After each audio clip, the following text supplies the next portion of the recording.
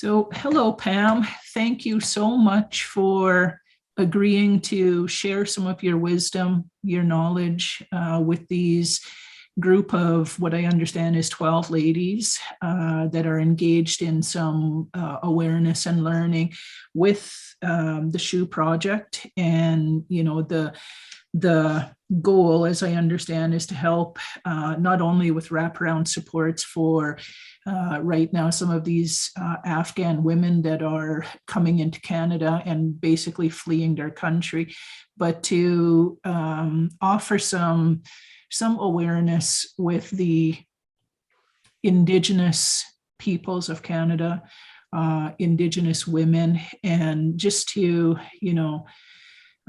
share in our traditional oral telling and oral truthing, and how we transfer knowledge based on our oral way of being and our oral system of knowledge.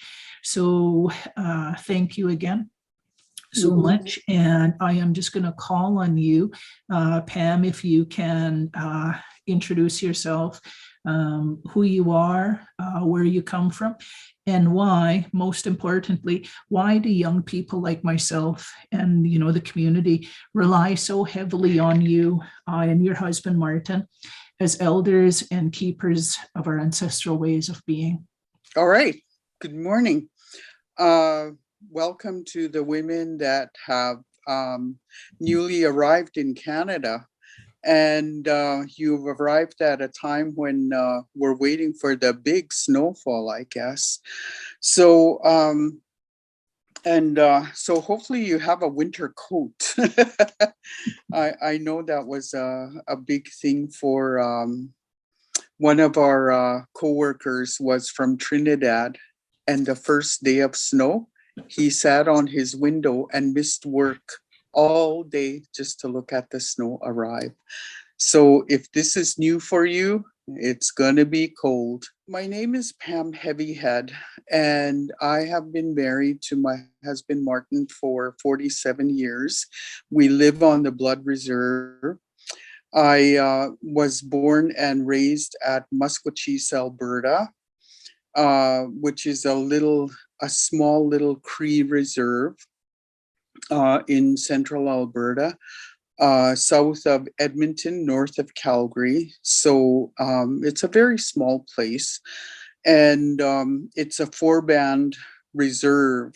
So there were Ermineskin Band, Montana Band, Samson Band, and Louis Bull. And they became a reserve after the signing of Treaty 6.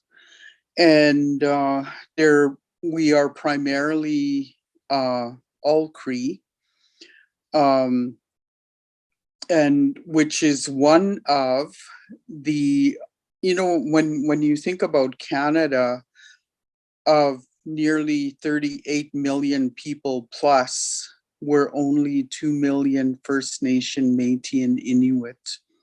Of those people, it is registered that there are over 750,000 Cree speakers or Cree registered people in the country, and I am one of them.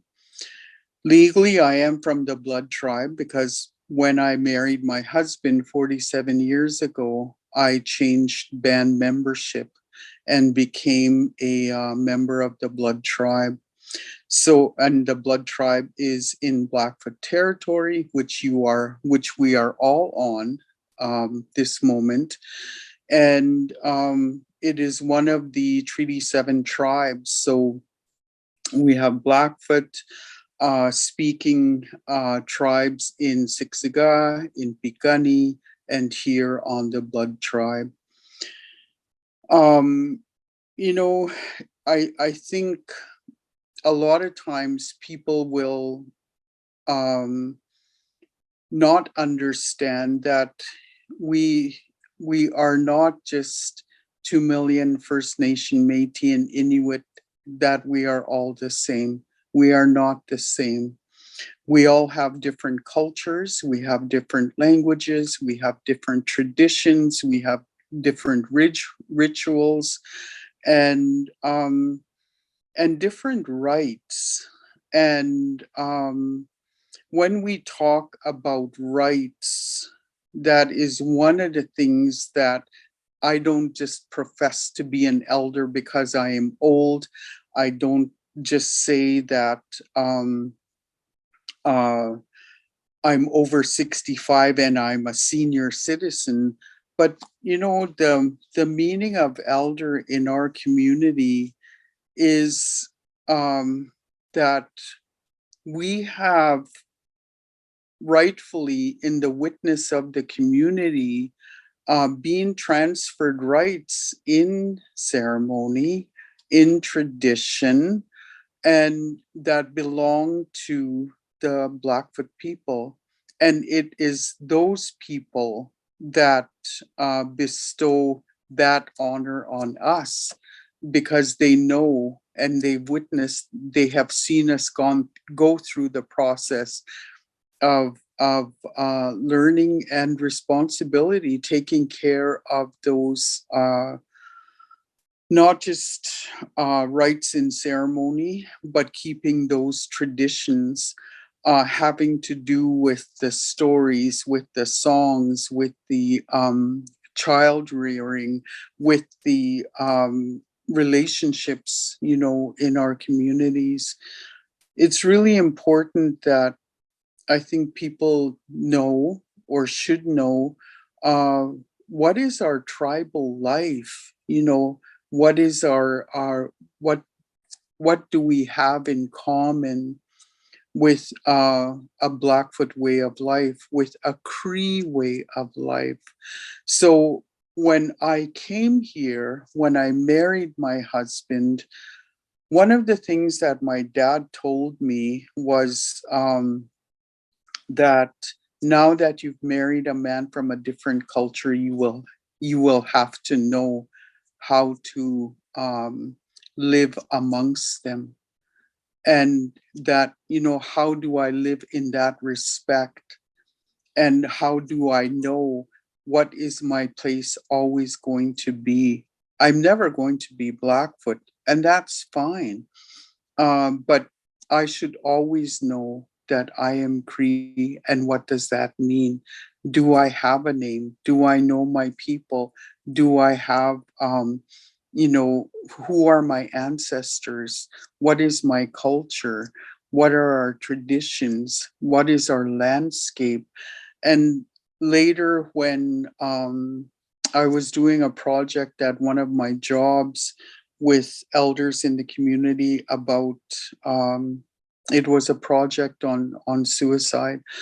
One of our elders said that was the most important thing that children should know when they are growing up, because when they know their culture, their language, their stories, their history, their landscape, even their food, and all of their traditions, their names, their heroes, they will know exactly where they belong. They will know exactly who they belong to, and who their people are, what their history is. They'll know exactly where they belong, because they will live like them, they will speak like them, they will eat like them, they will know like them, they will learn like them. And I think that was one of the most important teachings that I received from, in a working environment, in an academic environment, because we are still First Nations people, no matter where we are. And we should have that enrichment, we should have that culture, we should have that knowledge, because then that's what gives us strength. That's what, we always know for certain, who we are, where we are, and what is our life. And when one of the other things that I learned from our elders was that you're always in the middle of 5 generations. And it didn't make sense to me until, uh, you know, when you recount that, where is your culture? Who are your people? When I was growing up, the old people would ask children, "Who are you, Awinakia or Tagagisto?" They didn't want to know your street address. They wanted to know, who are your people? Who are your parents, your grandparents? What is your name? What is the land that you come from? And so, you had to always know that, because it was respect to the elders that, for certain, this child absolutely knows, where they belong and who they are. So, in my life, did I know who my grandparents were? My parents, myself, my children, and my grandchildren. That is being in the middle of 5 generations. And I'm going to show you some pictures, and hopefully you can see them. This is a picture of my grandparents. So this is my grandpa, this is my grandma, and they were in an arranged marriage. And in their arranged marriage, you can see on this is probably not very good. My grandmother was born in the 1890s. My grandfather was born in the 1870s. My grandfather came from Saskatchewan on horseback and on foot with his mother, and his younger brother, his younger sister, because they were escaping the Riel Rebellion. And they heard that Crees were gathering at the Musquechees, the present day Bear Hills, the present day Cree community, the reserve where I was born at. And they, when my great grandmother was bringing them across, they wanted to escape that terror, that war, that in those years, in 1885, there were massacres going on all over the place. There were traditions that were being built. The Northwest Mounted Police was coming. The whiskey trade was trying to be curbed. Indian lands reserved for Indians were being measured out for every family of 4, 1 square mile, and then it calculated the whole reserve. So that's the kind of beginning of marriage that my grandparents had. And when they were looking for a spouse for their daughter, my mother was also in an arranged marriage. And you can see here my 2 weeks before my mother was going to marry my dad, she was at residential school. She was at choir practice, and the girl standing next to her said, "Oh, so that's the man you're going to marry?" And my mom said, "No." And the girl said, "Oh, yeah, your dad came to invite my dad. We're invited, and I'm going." Kind of, I'm going to your wedding. So my mother ran out of the school and went to running, 2 miles down the road to her parents' house to go and confirm, did her father really give her away? And yes, he did. He had. And he nodded his head and said, yes, the arrangement had been made. And she was so devastated. And what could she do? And when we were growing up, they would always tell us, I will never choose your husband. And I don't care if your husband is black, orange, white, or, from the moon. I will never choose your husband.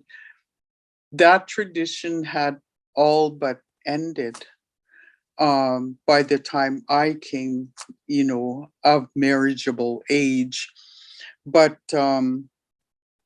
one of the things, the standards and the qualities still were the same. What were my parents looking in a spouse for me? And what were their parents looking for them in a relationship, in a partnership?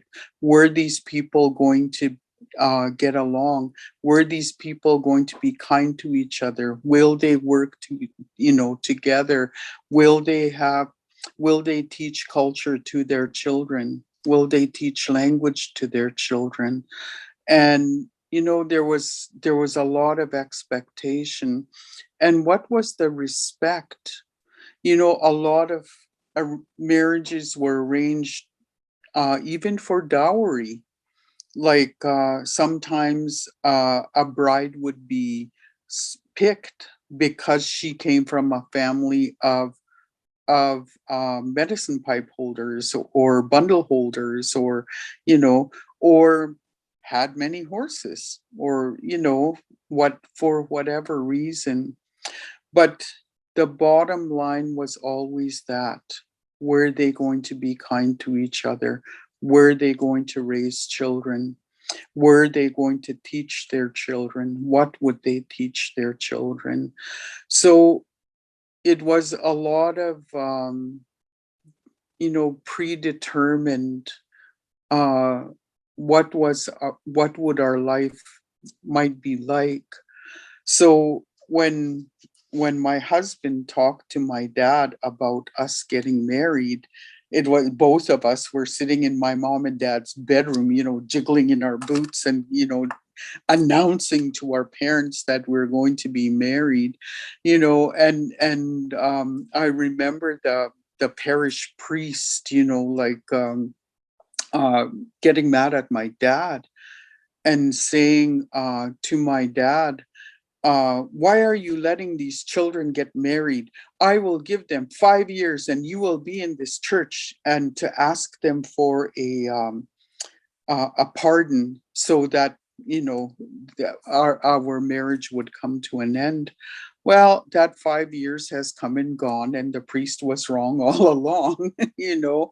But um, our relationships, there was a lot of expectation, you know, and my mother told me, what are you going to be? How are you going to live with your husband?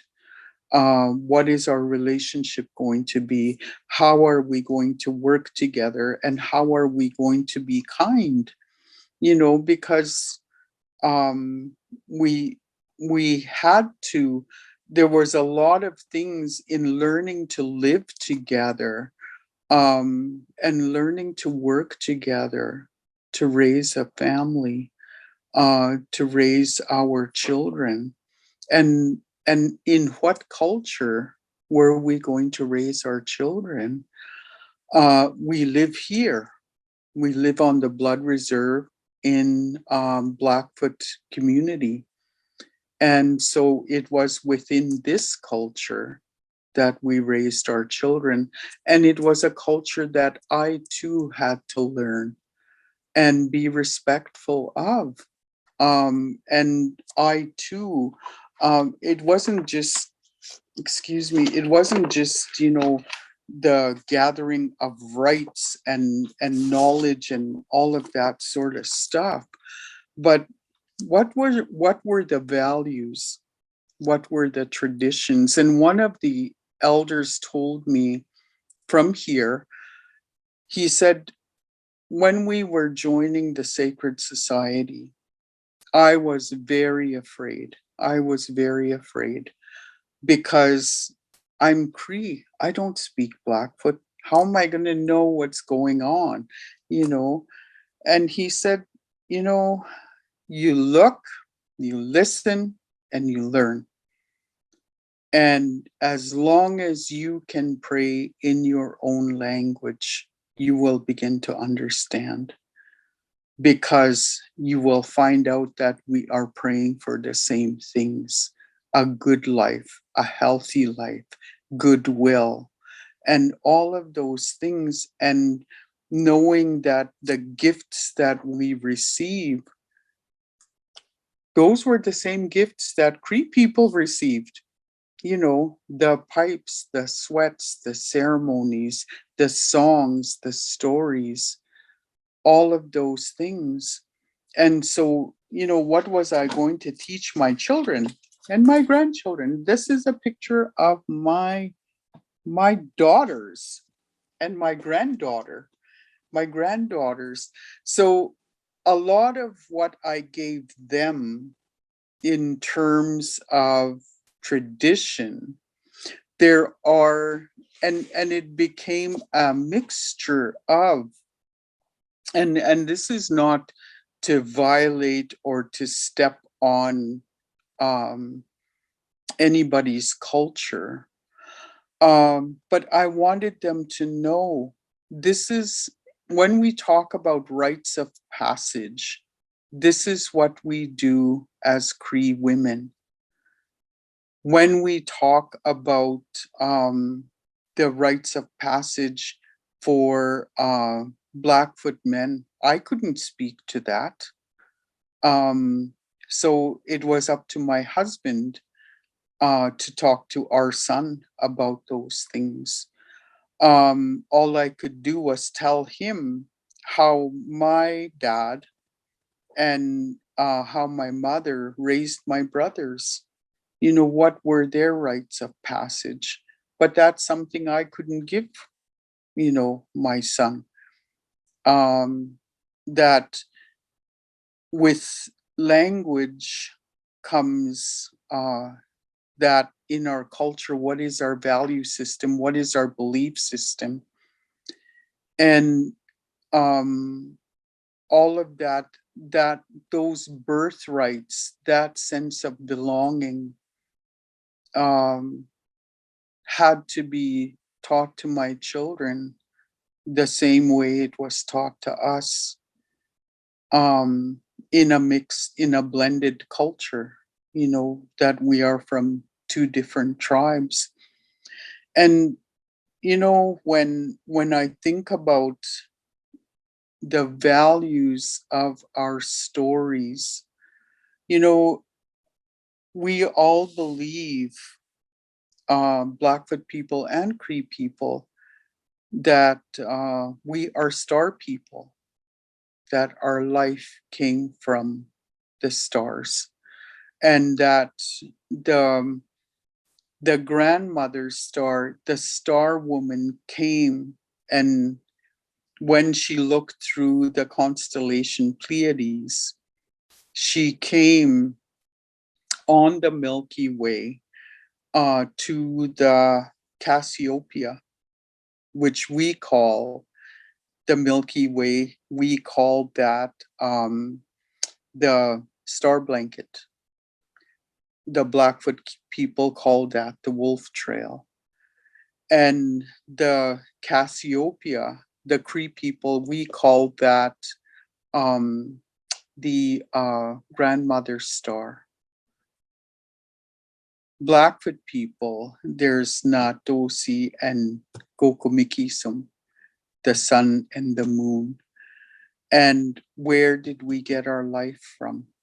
And that's why, we have, when the star woman came to Earth, it was just a blue ball of water. And in the ball of water, there were only those animals that swam and the animals that had wings to fly. But there were no two-leggeds, there were no four-leggeds. And when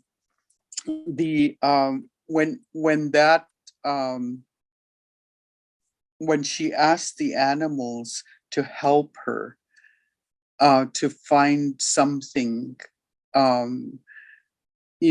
where the two-leggeds and the four-leggeds could stand and walk. It was the otter, after many animals had come to give her things. It was the otter that brought the ball of mud.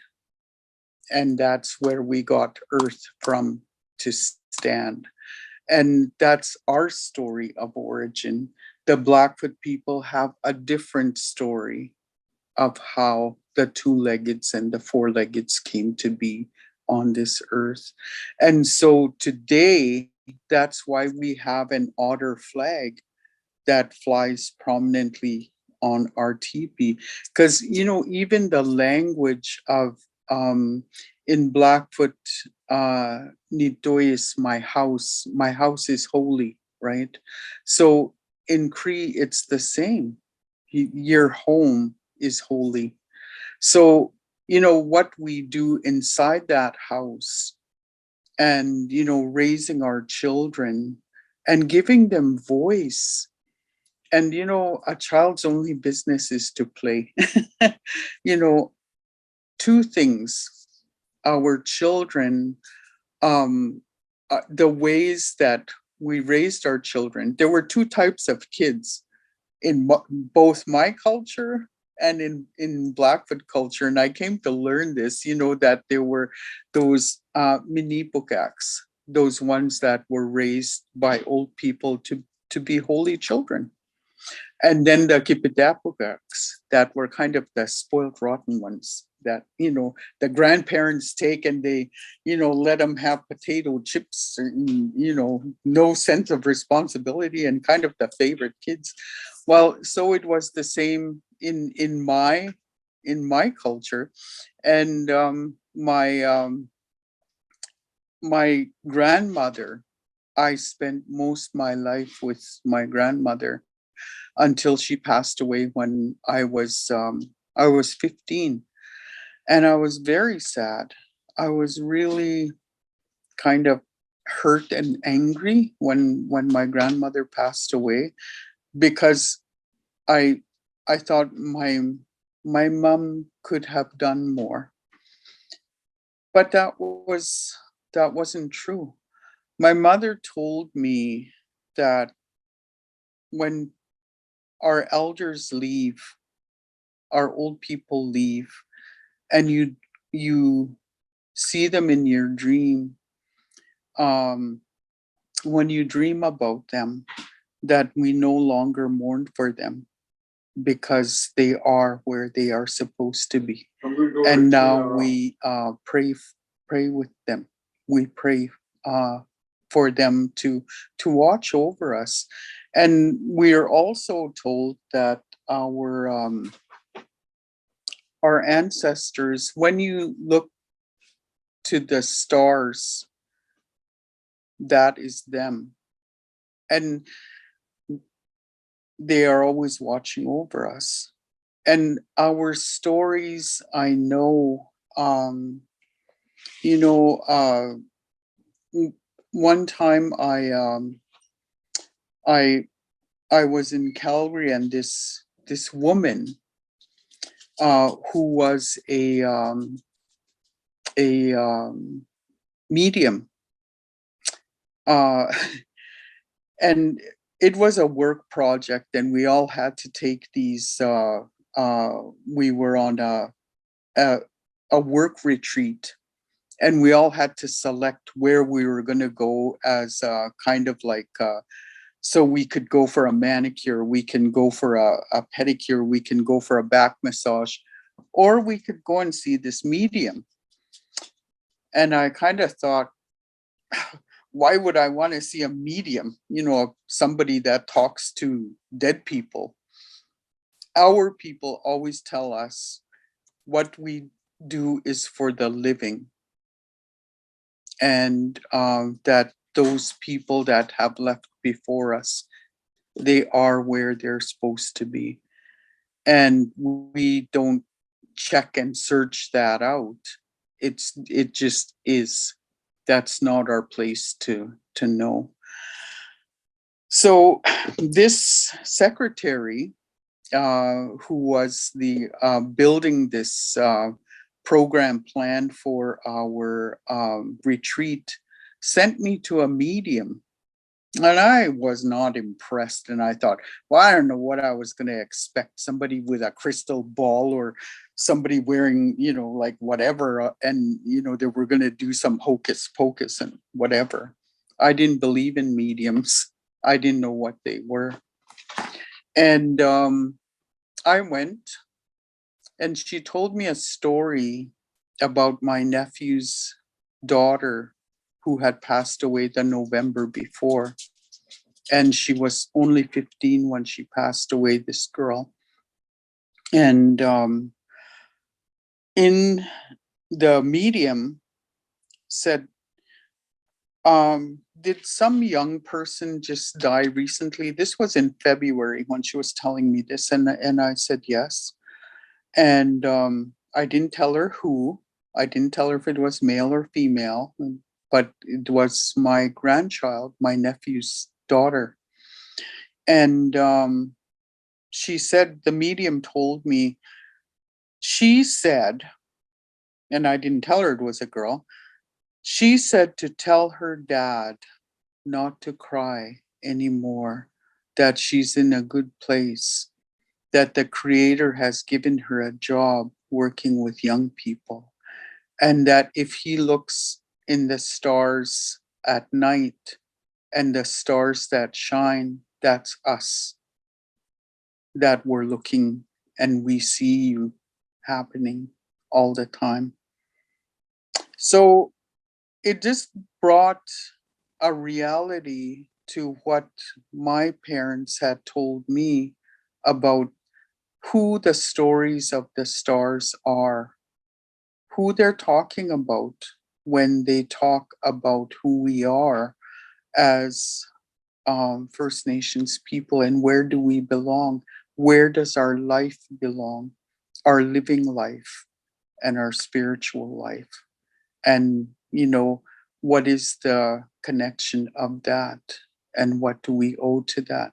And why is it so important that we do the smudge that we do? Because we are told that is our connection. That's why we smudge, because they see that, they smell that, they know that. And that even smudging is a gift to us. It was one of the gifts that, and we all smudge. And my mom told me when I was little that we all had gifts, that we had gifts of pipes, of drums, of songs, of sweats, of, different ways to smudge. And I came to find out as an adult, we don't all smudge with sweetgrass. We smudge with sweet pine, with cedar. Other people smudge with cedar.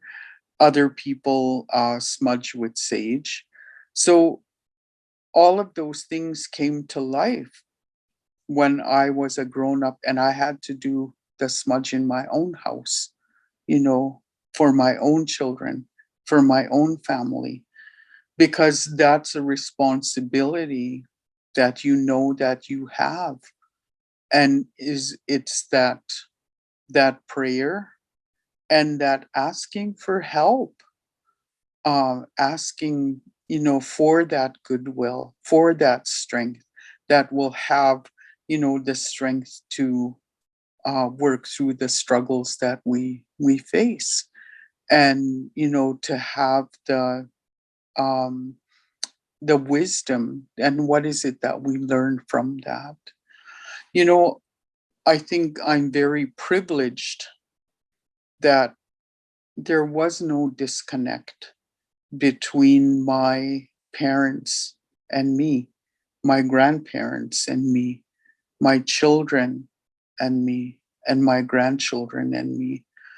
Because I think, from the time of in 1741, when the first ships were coming to Canada and taking away children to send them to residential schools. I mean, our our elders, our grandfathers, our chiefs were not sitting at Blackfoot Crossing or to sign Treaty 6 to send us to residential school. When you look at the treaty today, it says to pay the salaries of the teachers, because at the time, the parents and the grandparents looked as a school teacher, much like they would a parent. And it was somebody that was going to help you raise children. But, when you go to the Duncan Campbell Scott in 1820, and his official Indian policy was, we cannot continue to support a class of people who are unable to stand alone. The objective was in order to rid of the Indian problem. We cannot continue to support a class of people who are unable to stand alone. And until every Indian has been absorbed into the body politic of Canada, and there's no Indian question and there's no Indian department. And I think that still exists today because we still have an Indian Act. I mean, there isn't an act for Spanish speaking only. There isn't an act for English speaking only or French people only. It's just us, the First Nations people, and it's still called the Indian Act. And it's 2021, and it still controls our economy. It still controls our environment. It still controls our estate and our children. Sending our children to residential school, over 150,000 over more than 7 generations. There was a disconnect. When did the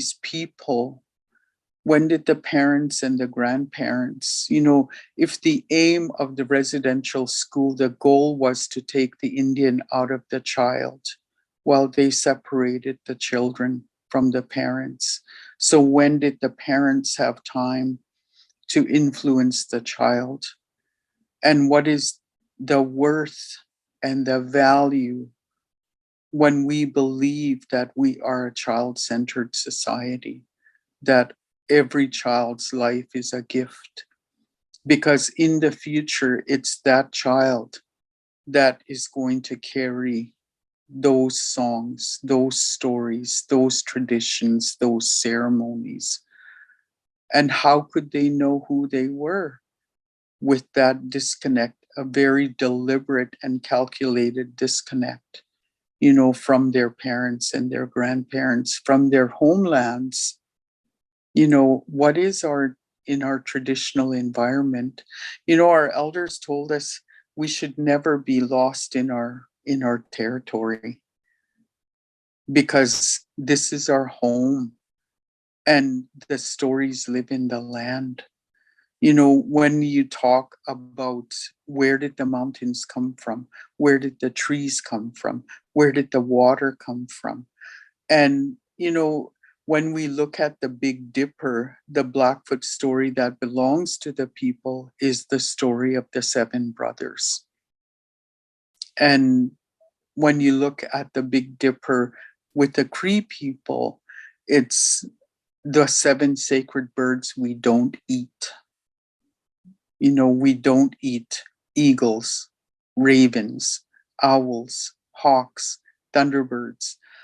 We don't eat chickadees. All of them came with a gift to help the humans. And so we always look to them and we respect them. And because they came to support our lives here. And so, when did the children learn these stories? When did the children be taken on the land so they could know these things, so they could see these things? Even the Napi story of Okotoks, the big rock, and the lessons learned from those, how we are not to be, we don't take back something we give away as a gift, you know and so the values that were taught within those stories, I think it when we talk about truth and reconciliation, you can't reconcile something you don't know the truth about. The onus is on us, all of us, the grown-ups of Canada, not just the government, the staffs, or the non-native people, but for us as well, for the First Nations people. It's up to us to step up to the plate and say those stories out loud to our children and share those stories to others who, you know, have questions about who we are. What makes us be the First Nations people that we say we are? What are our names? What do they mean? Where did we get our names from? Because even those names were changed and abolished during the times of residential school and the Indian Act. That's why we have so many Christian names like Joseph, Mary, Peter, Paul, Catherine, Anne. Those were not our traditional names. Today, I have my name is Sapiaki, which means charging woman. I got that name from a dream. An elder that I met who had been having this dream about a little girl that was sitting on on a rock in the waterfront, and where these little mer people would come up out of the water and call her Sapiaki, Sapiaki. And when the elder would look at the girl would be me. And when she saw me 21 years later, she said, "You're that girl. You're the Sapiaki. You're the ones the little mer people were calling." And so she gave me that name, and she gave me that name at the Sundance, and the story was told. So when I was growing up, I had a childhood name that my parents gave me, Sapwas Dewiagan. And when I came here as a young bride, my husband's aunt gave me a name until when we joined that ceremony, and I met that elder. She gave me the name that I still have today. So there's a lot of things that didn't complete the the growing up. There were a lot of gaps and missing things that our people should have come to learn or come to know about who they are as First Nations people. But these interruptions of the Indian Act, the residential school system, the child welfare system, the 60s scoop, and all of these are in this lifetime. all of these are in this memory, and all of these are, make us the managed people that we've become to the government of Canada. And we still remain being the Queen's, wards of the Queen.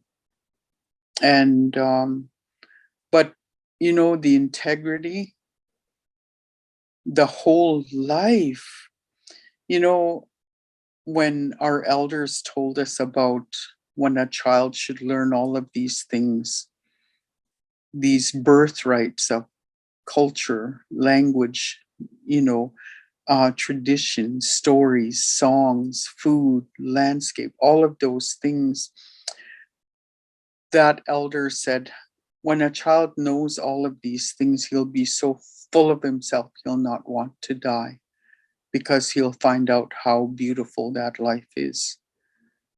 And how there's so much promise and so much hope, and so much of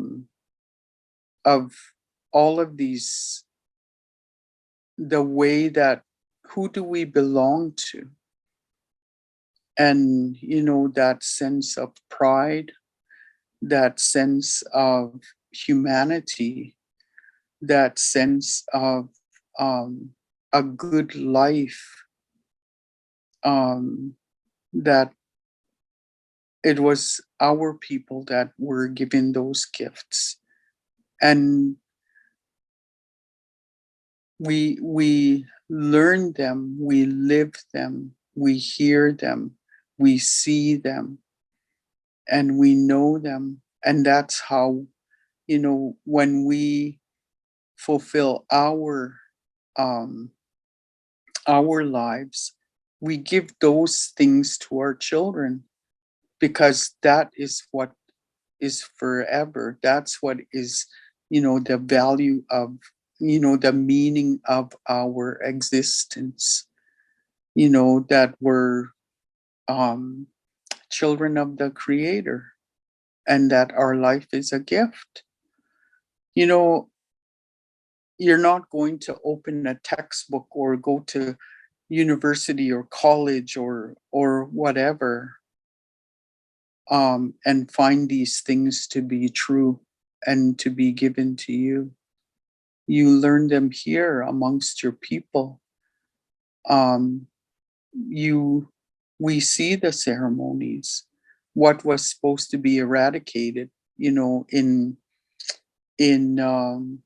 in the 1880s to 1951, when it was finally, that policy finally came to an end, where they, anything that resembled ceremony or language or anything like that, uh you know there were enough people in our past just recently that had the courage and the bravery to keep those things going no matter what, so that people like us could still have those.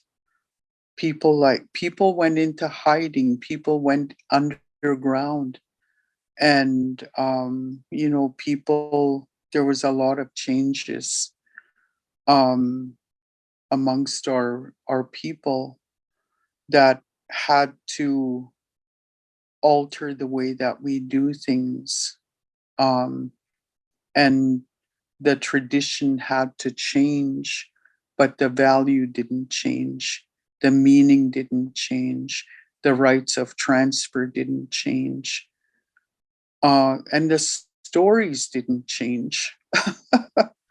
You don't change the stories of the stars, you don't change the stories of origin.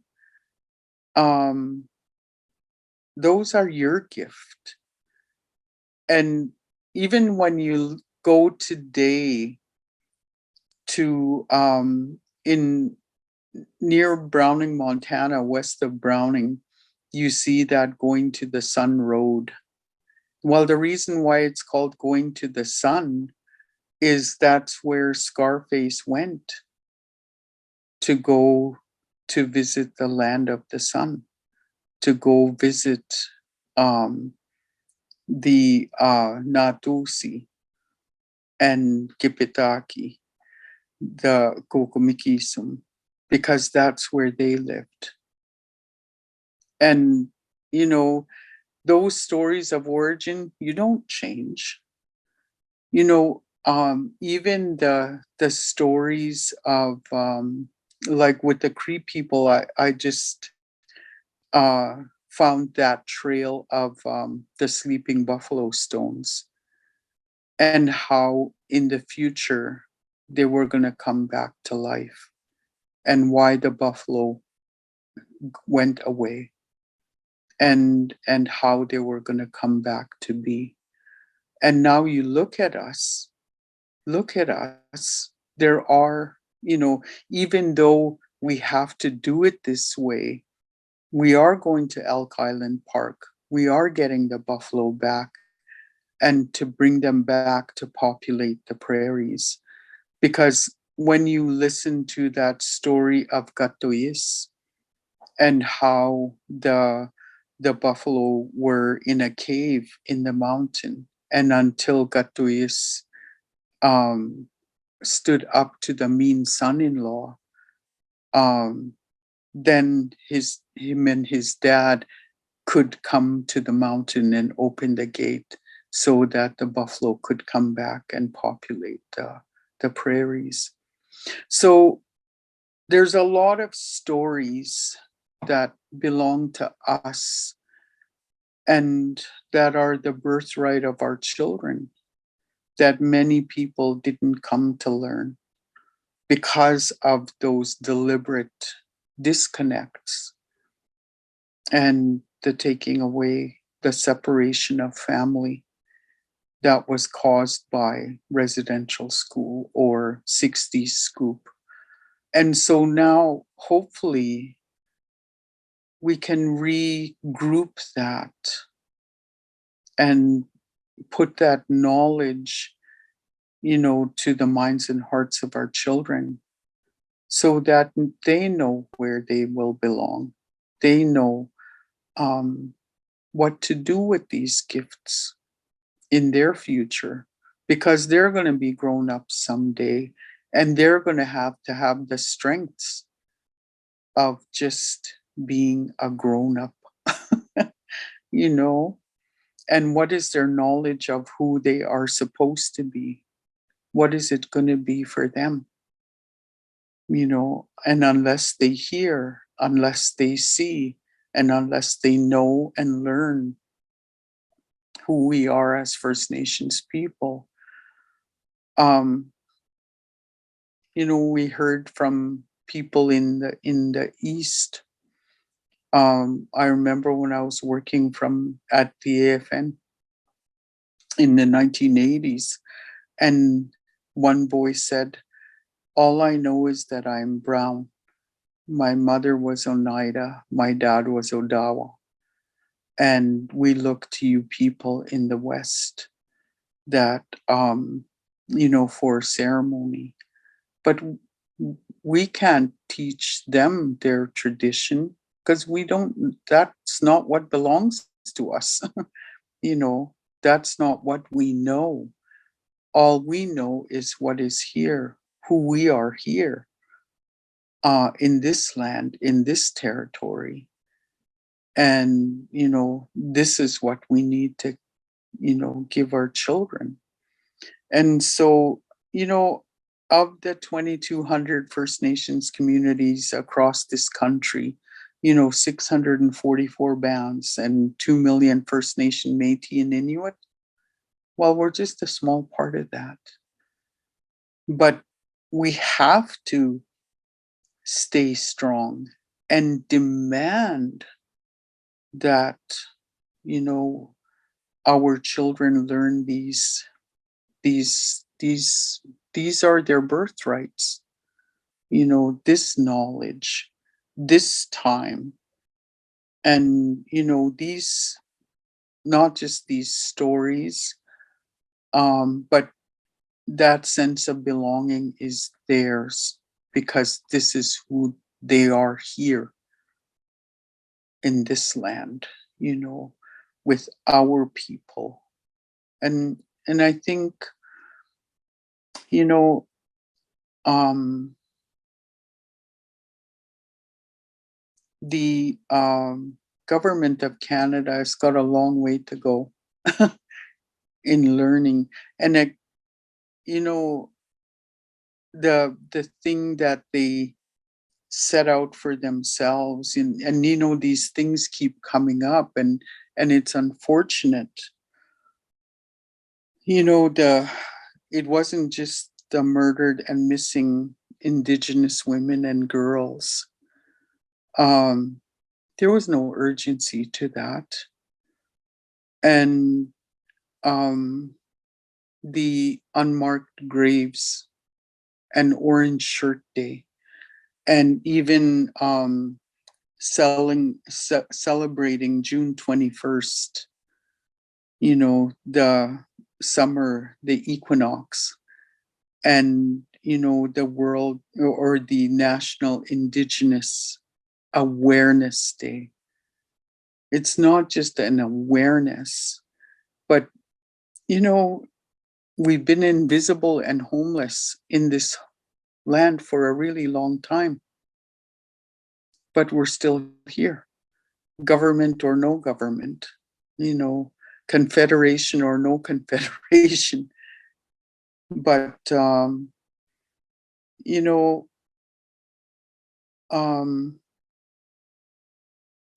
when we go and talk about these things in public to non Native people, we need to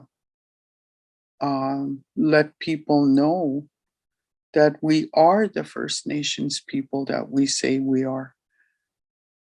We are not the militant or the drunk on the street or the, you know, I remember when I was working at the AFN, George Erasmus told a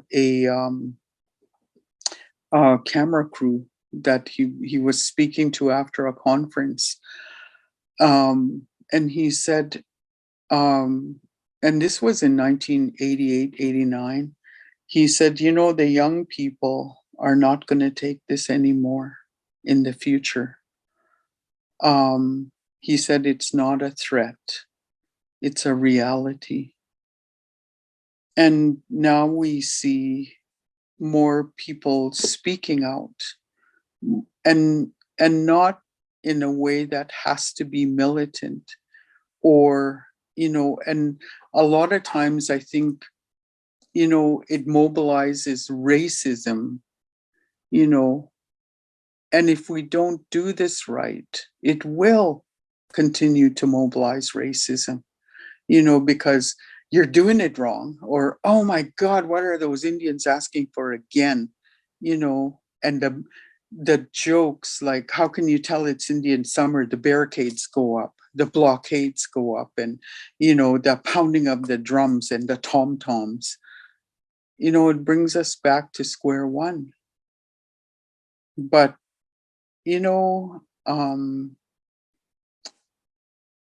discrimination is when you choose uh, when who you are going to talk to and who you are not. And racism just acts upon that. And it's very childish. I mean, we teach children how to discriminate. We teach children how to be racist, how to look at us differently, or any other people and culture. And as grown-ups, we need to be able to man up and not do that anymore, you know, and because it affects our children. And What are we telling our children about who they are as Indigenous people? Where is their pride? Where is their culture? And, where is their language? And, the hope, that's two things. And I always say it, children should never lose hope and joy. And we need to keep that strength going for them, because this is their world. We are the grown-ups, and what kind of path are we setting for our kids and their kids, my grandchildren? They have to know where they belong. And my dad used to say, you can't know where you're going unless you know where you came from. And we come from a very strong culture of people. And we need to uphold those values, those morals. And we learn those through our stories, and because of that, those stories exactly tell us how to be, where to be, and where is our home, and what is our responsibility, what is our, and what actions do we need to take? How do we act upon being the First Nations people we say we are? Well, we speak it, we act upon our, the traditions of our ceremonies every spring, every summer. What are we doing? In the winter, what are we doing? And as every moon passes, there's a name for that. Right now in November, like our word for this, the Notihopism, that's when the four-leggeds are getting ready, for winter. And this and it's in January that we talk about the deep freeze, where the earth is solid froze, and where the sun is the furthest away from us. And there's jobs to those. We get ready for winter, we get ready for in the fall. What are we doing? So acting upon and living, in that cultural environment, in with those traditions. I went to pick berries with my grandchildren in end of June, beginning of July. We went to pick Saskatoons. And these two I have are both 8 years old. They belong to my two youngest daughters. So one is a girl, one is a boy, and Martin and I brought them out to pick Saskatoons. So they're visiting, they're talking, and at the end of the pick, Martin and I have picked enough so that we could freeze some for the winter, and we could dry some for the next ceremony. And so they have 11 little berries in their bucket, and because they've eaten all the rest. And so they're rushing home. Kokum, can we go home? I want my mom to make jam with these. Yeah, 11 berries are going to do it. Yeah. So when we went to, in the fall or end of summer, we went to pick choke cherries, which are different berries. And Joe was standing there, and we weren't with Jada, we were with Joey. And he said, oh, I wish Jada was here. She'd want to spend the night here because there's so many berries. These could last forever. I think we hit the mother lode. Because you give a child a responsibility, and oh my God, they're on a mission from God. They're going to do it. So, teaching our kids these things, and it just starts in a very, very small way, you know, and taking them to these places that are sacred. Why is this land sacred? What happened here? Like the women's buffalo jump or Chief Mountain, or, and this is territory. This is traditional territory. And that's why the old people said, you should never be lost in traditional territory because that's your home. That's where the stories live. So to me, when we talk about these, what is our responsibility? Becoming elders is not just about getting old, but what is it that we hold sacred?